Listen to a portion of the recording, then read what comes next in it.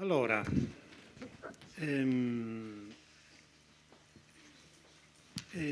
c'è una domanda sul selvaggio blu. Corrado e Alessandro, che ci raccontate del selvaggio blu? Ha destato molta curiosità. È un prodotto, si può acquistare, come funziona? Diamo qualche risposta. Parto io. Sì, è assolutamente un prodotto turistico che è il prodotto turistico escursionistico più conosciuto della Sardegna. È nato forse un po' per caso, 30 anni fa, c'è stato il trentennale proprio la scorsa settimana, 2 settimane fa ormai a Baunei. È stata una festa, insomma. Ed è quello che sta consentendo a tanti stranieri di conoscere la Sardegna attraverso appunto le immagini del selvaggio blu. È acquistabile? La risposta è sì. Ci sono tante compagnie che lo fanno. Ci sono però anche in questo caso dei problemi normativi, perché a seconda dell'impronta che si vuole dare al selvaggio blu, con le corde, senza corde, più facile, più difficile, eccetera, noi guide mete escursionistiche non siamo titolati, secondo la normativa italiana, ad accompagnare. Okay? C'è una legge dell'89 che Corrado conosce meglio di me e che delega alle sole guide alpine la possibilità di accompagnare in natura con l'utilizzo di tecniche alpinistiche. Quindi di fatto se io, guida meta escursionistica della Sardegna, volessi proporre il selvaggio blu, come faccio in realtà, per restare dentro la normativa dovrei trovare un percorso alternativo che semplicemente aggira i salti in corda, ed è una cosa che si può fare anche perché se quello deve essere il trekking che unisce le strade dei pastori, dei carbonai e gli antichi sentieri, sicuramente i pastori non usavano la corda doppia e quindi ci doveva essere necessariamente un altro passaggio. Anche se tanti passaggi ripidi loro li fanno con le scale Fustes, eccetera, mi sa che c'è un salto da 50 metri nel selvaggio. 40 metri è difficile farlo con una scala Fustes. E inoltre questo consente a noi operatori, diciamo, sardi, di poter comunque accompagnare anche su quelle falesie, restando in perfetta regola. In perfetta regola significa che se non succede niente, nessuno ci vede, non fa niente. Se succede qualcosa e lì non c'è una guida alpina, qualcuno va in galera. Ok, questo è secco. Comprarlo sì, ci sono tante compagnie, sia c'è qualche sardo che lo organizza, e c'è anche, ci sono tante compagnie, diciamo, alpine, sono tante guide alpine che organizzano e vengono a lavorare in Sardegna attraverso il selvaggio blu. E anche questo un po', poi se no entro nel fatto che loro possono lavorare e noi no. Corrado addirittura ha scritto un libro sul selvaggio blu, quindi... Sì, aggiungo solo 2 note a quello che ha detto Alessandro, già completa e non voglio dilungarmi troppo. Una cosa in particolare, il selvaggio blu ha dimostrato di essere, non è nato per quello, ma col tempo è diventato talmente famoso da essere un prodotto. Cioè è una meta, una destinazione. Non vengono in Sardegna e chiedono cosa posso fare il selvaggio blu, non importa, potrebbe essere sulla Luna, vogliono fare il selvaggio blu. E questo ci ha dimostrato che dare un nome a un itinerario, in realtà lo si sapeva già, GTA, GEA, Grande Traversata delle Alpi, Grande Escursione Appenninica, questo sistema nel mondo del turismo attivo, dell'escursionismo anche tradizionale ha funzionato.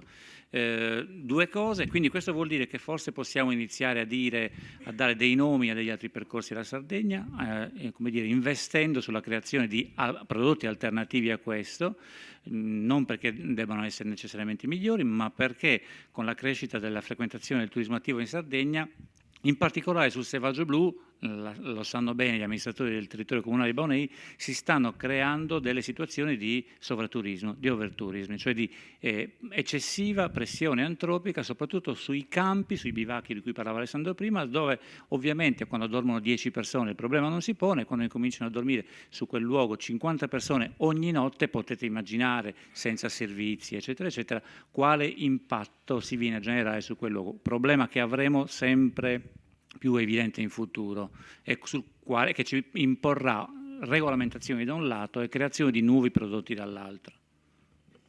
Benissimo. Una domanda per tutti e tre voi che fate la professione in maniera diversa, compreso Stefano. Se potete dirlo, se potete dare qualche indicazione. È una domanda che viene da dei ragazzi che vogliono avvicinarsi a questo tipo di attività, il turismo attivo. Ma quanto guadagna una guida? E la stagionalità quanto incide sulla professione?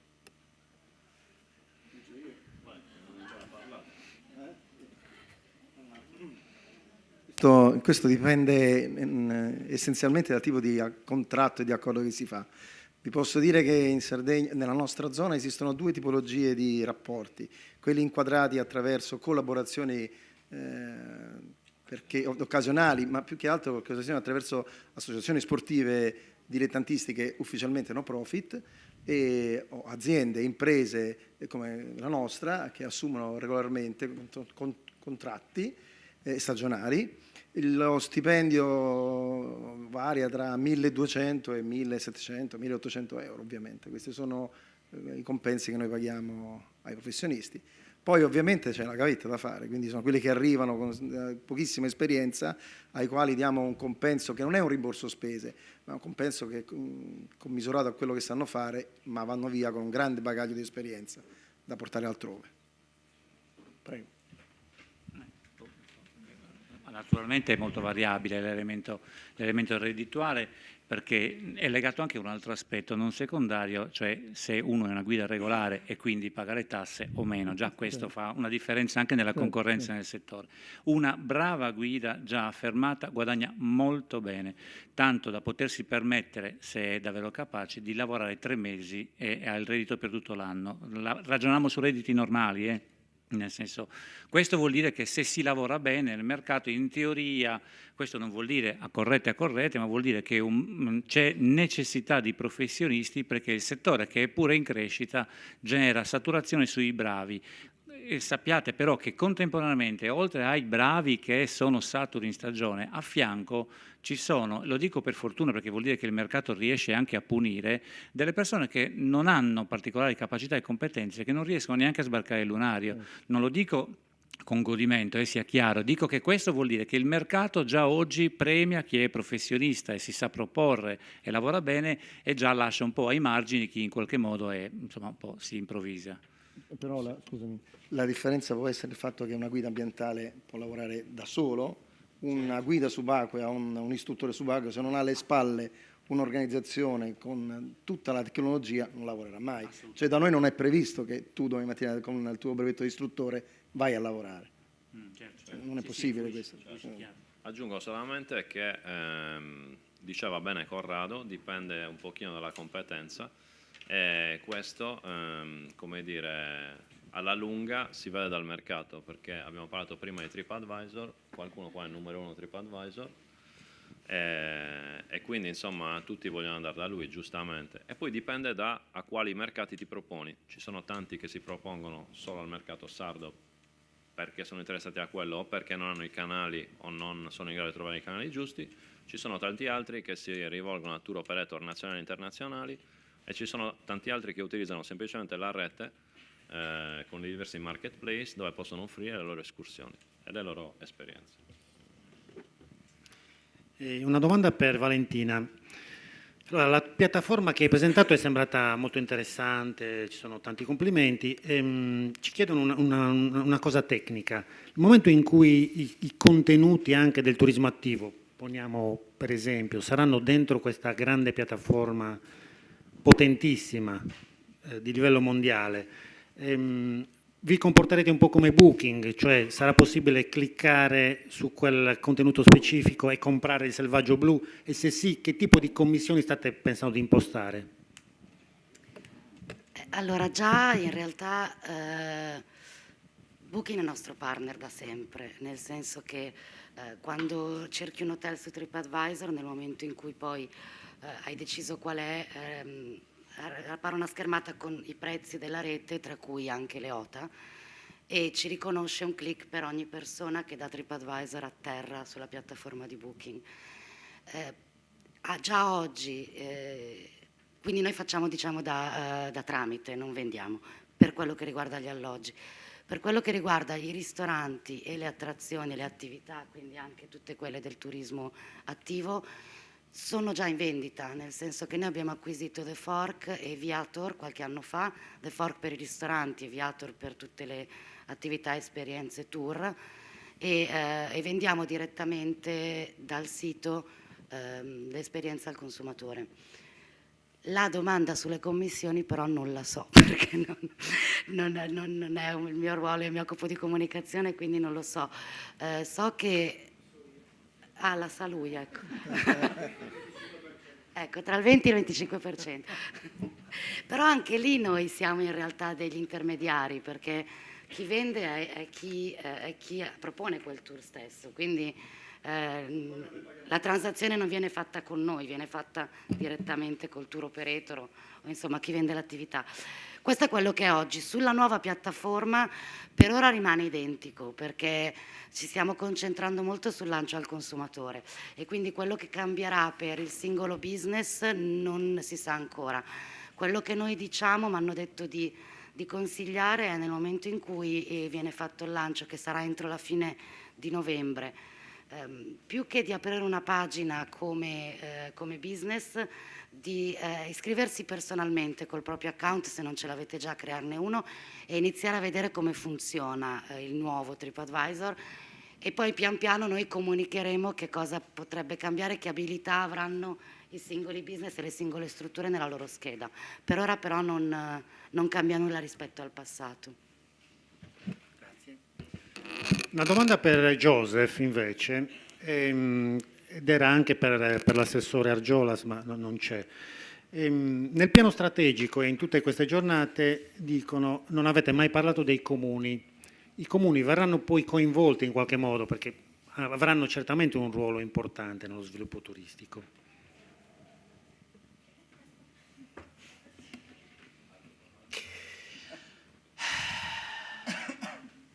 Cosa vuoi che ti dica? La verità. La verità, allora i comuni sono coinvolti perché sono parte importante. Purtroppo per farvi capire di raccontarvi un elemento molto importante, che è il concetto della governance, ma governance operativa meglio detto. Allora i comuni sono importanti ma non come comuni, sono come soggetti che formeranno parte delle DMO locali. E la DMO locale, glielo dico già, l'ho detto diverse volte, non è un soggetto che fa commercializzazione, ma è un soggetto pubblico-privato che ha come compito lo sviluppo turistico del territorio di competenza, più la gestione turistica del territorio di competenza.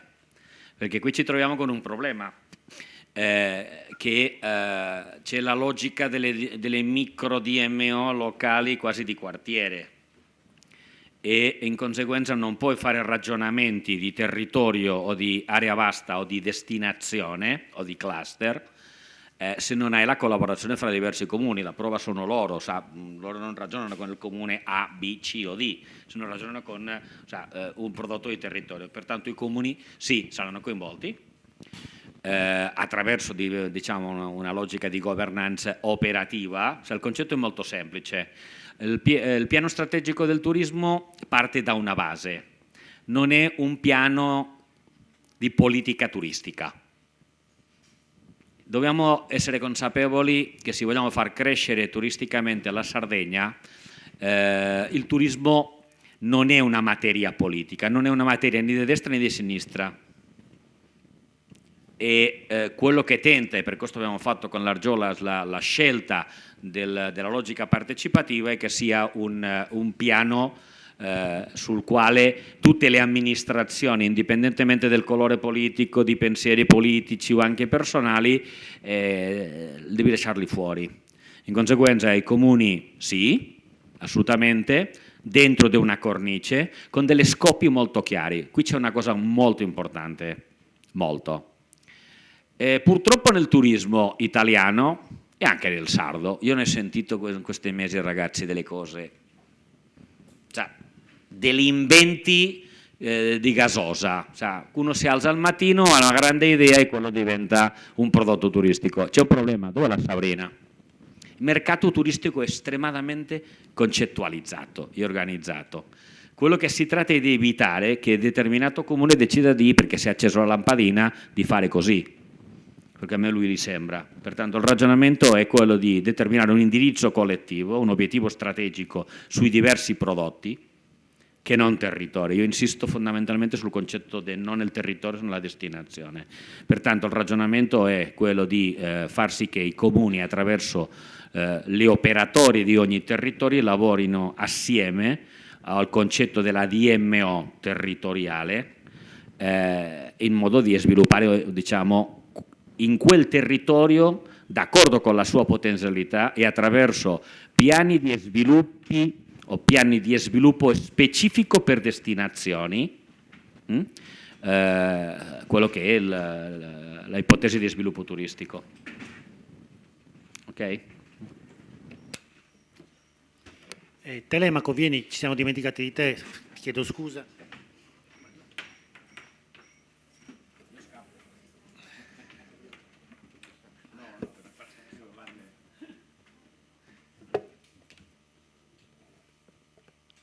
Allora, c'è una domanda, che sono diverse domande che cerco di sintetizzare, magari poi ciascuno risponde per quanto di sua competenza. Si ravvisa, probabilmente questa è una guida, quella che fa la domanda, dei problemi nei rapporti con i comuni, gli hotel e i tour operator. Cioè sembra che comunque la vostra professione non sia facilissima da questo punto di vista. Allora, in realtà i problemi ci sono in parte, ma ci sono anche tanti elementi di collaborazione. Problemi con i comuni, e qui apro una voragine, sono relativi soprattutto all'accessibilità del territorio. E molto spesso si va a normare senza un coordinamento e vedendo la professione da guida o comunque i fruitori del territorio semplicemente come delle persone da spennare. Mi riferisco per esempio a dei balzelli che vengono fuori magari a stagione inoltrata, o piuttosto delle regolamentazioni che impediscono di fatto di lavorare o rendono poco conveniente lavorare, perché io faccio un prezzo seguendo le tempistiche turistiche, dopodiché mi vedo il mio compenso decurtato anche di cifre importanti perché magari c'è un accesso al territorio, a un sito che è saltato fuori all'ultimo momento senza tener conto di questo tipo di esigenze. Uguale per quanto riguarda anche la tutela del territorio, perché molto spesso un sito molto interessante, un passaggio interessante viene poi letteralmente deturpato dagli interventi produttivi che non tengono conto invece proprio del ruolo del paesaggio stesso. Questo crea dei danni non solo alle guide ma anche al fruitore diciamo così, non accompagnato, perché io ripeto quello che ho detto ieri, è molto importante che ci sia accesso al territorio. Condivido pienamente il fatto che come guida non sono un cartello ambulante, io interpreto il territorio, do un valore al territorio, consento a chi accompagno di avere un valore aggiunto anche dal punto di vista economico, perché molto spesso avvalersi di una guida vuol dire andare a risparmiare dei soldi su alcuni servizi che magari potrebbero non essere presi oppure potrebbero essere ottimizzati. Per quanto riguarda le strutture ricettive, in realtà c'è un buon livello di collaborazione, perché di solito sono molte strutture ricettive che chiamano le guide a lavorare. Ovviamente non tutti ragionano con la stessa apertura mentale. Abbiamo delle ditte, degli accompagnatori, delle guide che lavorano da tempo, dicevo oggi a pranzo con qualcuno, ci conosciamo ormai da anni e diciamo così l'osso duro, lo zoccolo duro che lavora in Sardegna ha anche un ottimo livello di collaborazione tra aziende. Purtroppo abbiamo della concorrenza da parte magari di nuovi ingressi che se concorrenza d'alto livello fa solo bene, anche in termini proprio di aumento del lavoro per noi. Se concorrenza invece sleale, magari alimentata senza avere le competenze da contributi o piuttosto da spinte dal punto di vista politico, intendo magari qualcuno che pur non avendo le competenze ottiene dei vantaggi dal punto di vista economico e riesce a fare una concorrenza almeno sulla carta sleale, questo provoca un grosso danno, non solo a chi sta già lavorando ma anche alla destinazione, perché immettere sul mercato una persona poco qualificata vuol dire dare un'immagine negativa del territorio.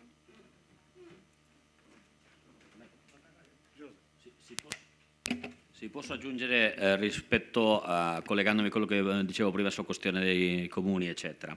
Quello che diceva Telemaco è la problematica principale, ossia noi abbiamo in Sardegna soprattutto tre grandi attori, il territorio, ovvero i comuni in qualche maniera, gli operatori turistici e anche abbiamo i turisti. E la problematica che loro ci hanno stato raccontando in qualche maniera è evidente. In conseguenza una delle funzioni fondamentali per cui devono nascere le DMO locali è quella del coordinamento operativo del sistema. Cioè, il vero problema è che noi abbiamo 3 attori, ma sono indipendenti e ognuno va in qualche maniera per la sua strada.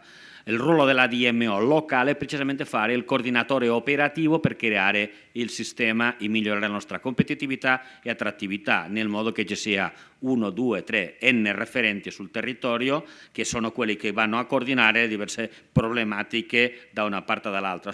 Il problema fondamentale che avete voi è la mancanza del sistema.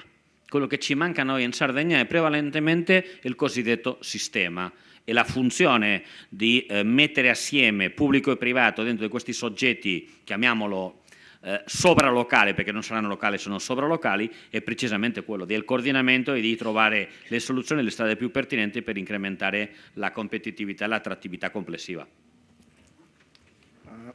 Per quanto riguarda l'attività diving che si svolge in mare, noi abbiamo tutto sommato poche difficoltà a relazionarci con gli enti preposti al controllo del territorio. Noi lavoriamo in ambito di area marina protetta, per cui il nostro interlocutore è Augusto Navone, che lavora, è un biologo, un ottimo subacqueo, ha creato un grande prodotto vendibile. Lo tutela anche attraverso il lavoro che facciamo noi da molti anni, addirittura da ancora prima che si istituisse il parco e arrivasse l'ente di gestione. Poi abbiamo un'autorità preposta al controllo e alla tutela, che è la Capitaneria di Porto. In questo caso un po' i problemi si complicano, perché queste due realtà non dialogano fra di loro. Quindi, per esempio, dal punto di vista burocratico c'è il raddoppio, la duplicazione di tutta la documentazione, che è una perdita di tempo, è una stupidaggine, ma anche a altri livelli non si riesce a dialogare sul ruolo che noi possiamo avere e anche sulla tutela. Per quanto riguarda il Comune, tutto sommato noi non abbiamo nulla da chiedere, anzi offriamo qualche cosa ai comuni in termini di valore aggiunto, di prodotto da vendere, prodotto e non servizio da vendere sul territorio. Scusatemi, io parlo sempre di prodotto perché quello che facciamo non è espletare un servizio, ma proporre qualcosa che altri possono comprare o possono addirittura vendere. Rapportarsi con le strutture sul territorio, apro la parentesi e chiudo la parentesi, è molto complicato, perché non conoscendo il prodotto non ci vendono, e andare a proporre noi qualche cosa è estremamente complicato. L'ho già detto ieri, non mi voglio dilungare, ma ne parlavo prima con lui, anche un sistema di mancanza di rete. Ho sentito, avete ascoltato stamattina la teleconferenza con l'amico della Spagna, che lo conosco bene. Insomma, ha detto delle cose che noi abbiamo fatto 25 anni fa.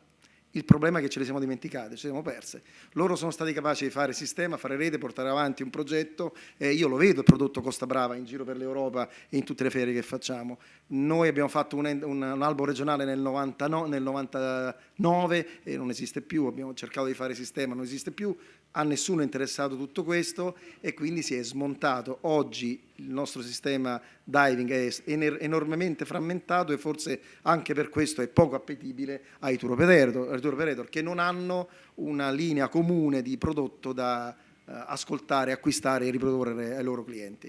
Con le realtà con le quali si riesce a lavorare, devo dire che i risultati sono estremamente positivi. Non so dirvi se dipenda da noi o dipenda da loro, ma comunque il problema c'è per quanto ci riguarda. Grazie.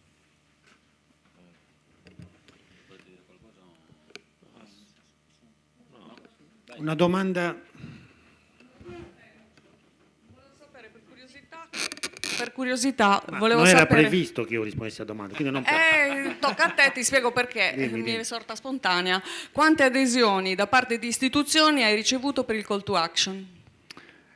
Non ho capito.